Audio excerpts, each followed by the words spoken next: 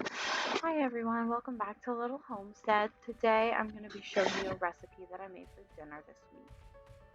So I'm going to start off by putting my Wegmans basting oil into the pan on medium-high heat, and this is a Tupperware container, and it is super nice because it leaves no mess. It's not greasy. If you turn it upside down without squeezing, it's not going to leak out. Love those things. So anyway, you can see it already starting to bubble there. I have my pan nice and hot, and then I added my chicken thighs skin side down to start the pan searing process. I also season that chicken with a little bit of salt and pepper and a seasoning salt that I will put right below here in the description. I ended up doing 8 chicken thighs for this meal. These 4 had skin on them, and in the next batch, the other 4 do not have skin on them. I let them go till they were nice and crispy on the side I just put down. So I am going to flip all these up, cook a little bit on the other side, not too much. Main goal is to get the top nice and crispy. I don't want to cook the chicken the whole way through in this process because I'm going to put it in the oven to roast to finish off the cooking process.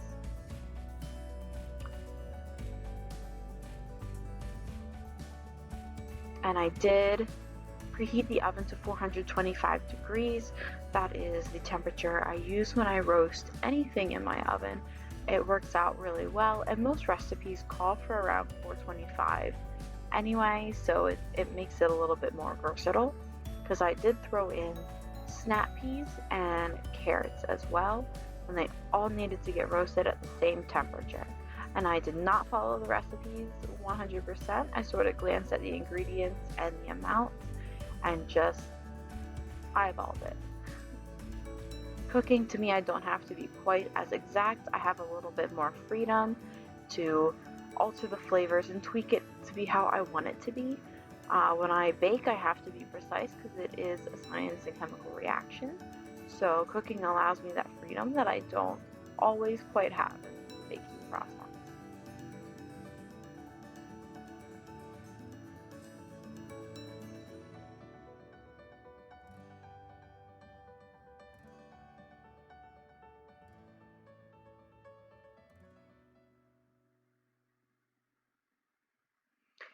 So these are now the skinless chicken thighs, and I can still get a pretty decent sear on them without having the skin on.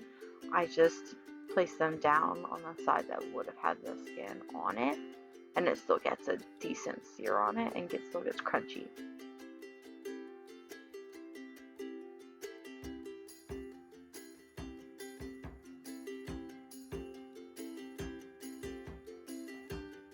I also make sure to put a lid on when I'm pan searing this to help keep the oil from splattering all over my stove. It helps to make for an easier cleanup. And then I put them sear side up on a sheet pan, and I had an extra half an onion, so I chopped it up roughly into thicker wedges, and I just distributed that among the chicken. It'll add a flavor while cooking, plus an extra roasted veggie on the side. I am also going to add some finely chopped or roughly chopped garlic on here too. I probably should have used my garlic press and put it in when I seasoned the chicken before pan searing. I did not think about it, so I added it now, which is fine. It's just probably I would prefer the other way. It would marry the flavor with the chicken a little bit better than just placing the chopped garlic on top.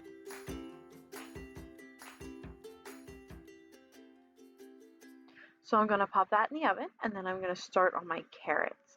The chicken would probably take about 40-45 minutes, or until it temps to 165. So that is the thing that needs to be in the oven the longest. So I got these rainbow colored carrots.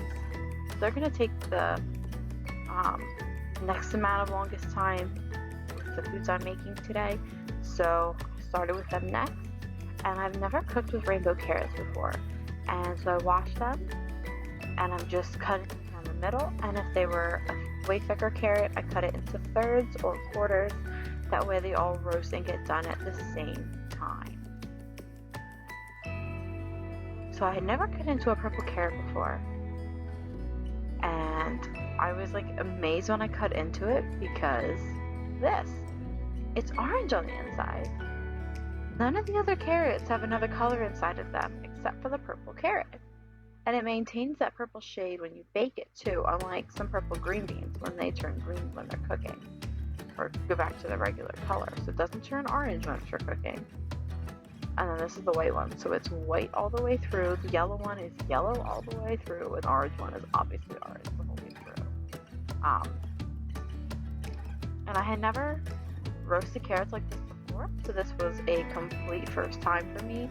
Not a difficult thing. You just want to make sure before you take them out of the oven, you want to make sure that they're tender but not mushy. I personally do not like mushy vegetables unless it's mashed potato, if you want to call it a vegetable. But I do like them to have a little bit of texture to them. I don't really want to be eating baby food. So then I started on my roasted garlic and honey brown butter sauce for these roasted carrots. So again, I'm not really following the measurements that they did. I knew I had a lot of carrots, so I did 1 stick of butter. And you just want to let that simmer in the pot till it becomes a nice dark brown amber color. And I did that on about medium heat. I don't want to boil it because I do not want to burn the butter. You don't want it to have that burnt flavor. You want it to have that really nice, deep brown butter flavor. And after that turns its nice amber color, I added some crushed garlic that I used my garlic press for. I probably did about like 5 or so cloves of garlic. We like garlic in this house. I'm not afraid of it.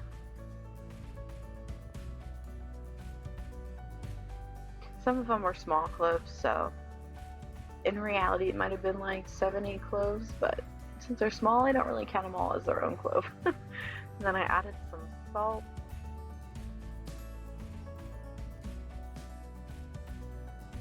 And some pepper. And I found out if you just like grind the salt on top of the back of the pepper, you don't have to shake it. It comes right on out. You don't have to stand there shaking your pepper forever to get the right amount out. So I stirred that all up. And then don't forget the honey. It's coming. I used a wild and raw honey from Wegmans. It's an organic one. I just probably did about like 3 teaspoons in there. I don't want the sugar sweetness to overpower the glaze for the carrots. Just wanted a little bit in there.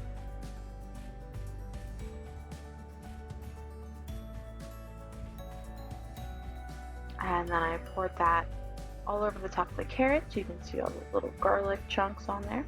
Then I started on the snap peas.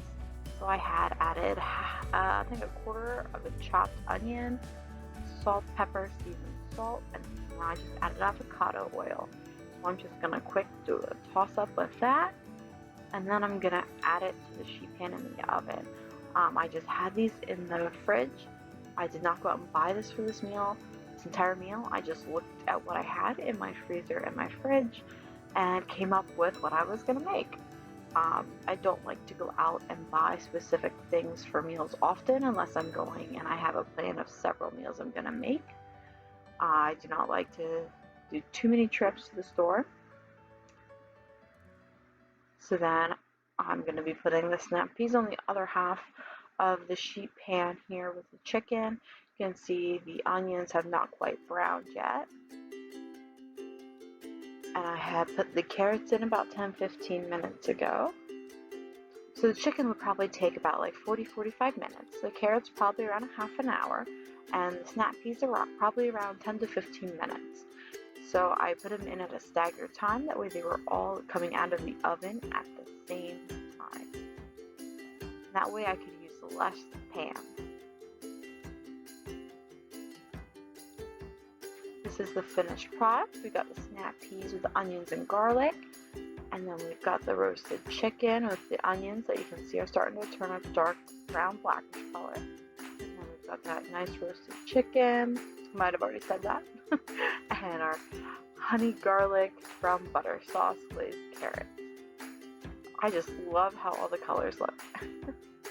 Well, thank you guys so much for watching this video. If there are any other recipes you would like to see me do in a video, just comment down below. And make sure you hit the subscribe button on my YouTube channel if you want notifications when I put up my videos. Thank you guys again, and have a great day.